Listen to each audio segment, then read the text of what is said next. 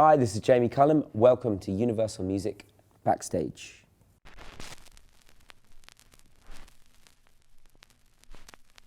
I do have an extremely long tongue, which I'm not going to show you now, but you just have to believe me. And you know what else? I'm quite a good cook, because my wife is known to be a good cook. People think that I probably do no cooking, but I'm actually a very good cook.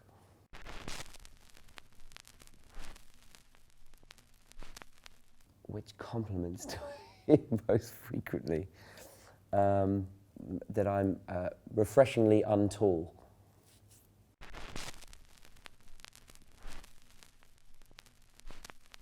I'm always excited by people that have passions that they really just kind of follow through. People who are really passionate about things. You can get away with a lot of rubbish if you're passionate about something, and I like meeting people that are really passionate.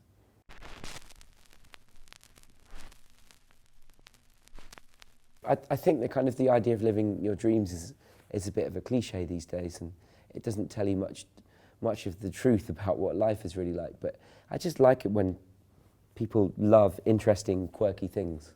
I like meeting people like that.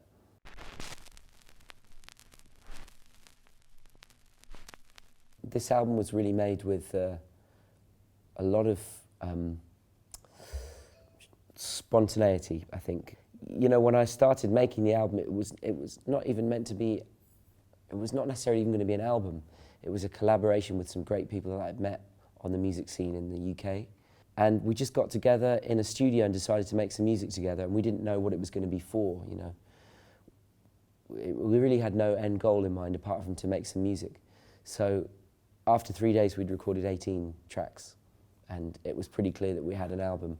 You know, all recorded in single takes, maybe 1 or 2 takes at the most. And I think that kind of spontaneous thing, you know, we would kind of get together in the studio, kind of start setting up around 11 o'clock. You know, we'd start drinking beer and just enjoying the experience like a party, you know. And then it was just a spontaneous experience like that.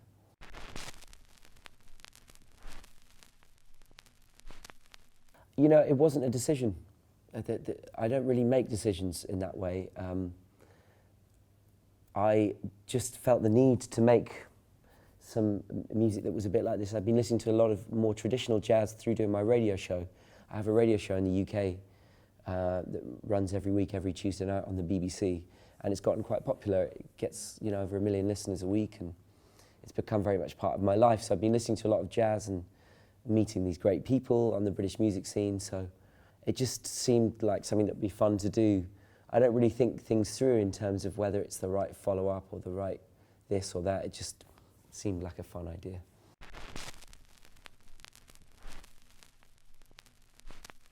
Really wonderful. They've both become friends through doing the radio show, and I've spent a lot of time with them, you know, not just in the studio. And, you know, they're two such impressive voices in different ways. Really, the kind of voices that you hear, and they're undeniably great. So it made me really want to work even harder and be even better. And I think, you know, your creativity gets better when you surround yourself with really good people. People that don't necessarily put you at ease in some ways. I mean, personally, they put me at ease, but you know, when you hear singers like that, it makes you kind of competitive in a way, because you want to match what they're doing, and it's a good thing. Yeah, definitely.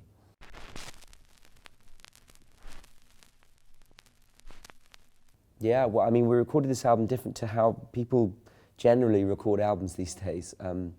We recorded in a room a bit smaller than this, maybe 2/3 the size of this room. No headphones. Everyone in the same room, drums, bass, horns, piano, vocal, all live onto analog tape. So really you don't have the opportunity to do any retake. You can't chop 3 parts of a song together to get the best take. You know, you're wedded to the song the way it sounds as you record it. So what you put down tends to be what you end up with. And these days, you know, when you record stuff, you tend to do it piece by piece, so you have control of it, everything. You can change whatever you want. You can tune this and that. You can make this louder, make this softer. You can completely change the sound of things. This was when we recorded it, that's what you had. And that makes you really conscious of what you do at the time. It makes everyone want to record and create very intensely and passionately and organically, and it just makes you want to make sure that you get the performance, and that's the wonderful thing about it.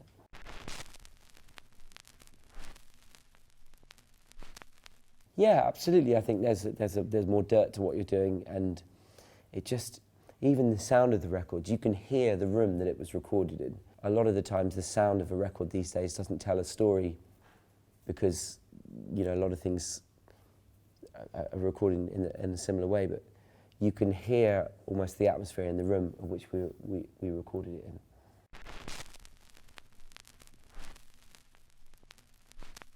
With a song like Don't Let Me Be Misunderstood with Gregory, we wrote an arrangement for it beforehand that we were all musically familiar with, so that there was a lot of preparation done before to make sure that when we're in the studio we weren't wasting too much time, because there's a lot of musicians and a lot of things to get right, and so you don't want to be kind of still working out what you're doing on the day. So everyone was well kind of prepped in their head, and so when we kind of came in, it was just a simple case of getting a good performance. And when you've got as good musicians as we have in the band and as good a singer as Gregory, then it's just about capturing a moment, and warts and all.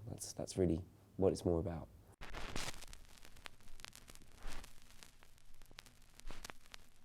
Well, you know, in some ways it's a bit of an interlude between my last album, which was Momentum, which had, I guess, more of a pop heart to it, although there were still many jazz elements to it, and the record I'm working on now, that'll be coming out, I guess, after this one, is, I guess, a little bit more linked to Momentum in that kind of sound. So in some ways this is an interlude between records.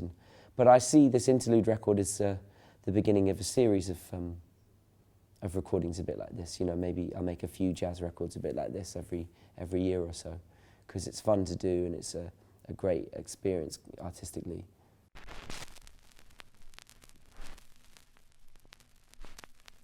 Well, I've been taking photos for many years. I studied photography at university for a little while, so it's always been a part of my life, and I think as a travelling musician you get a lot of opportunities to go to interesting places and meet interesting people.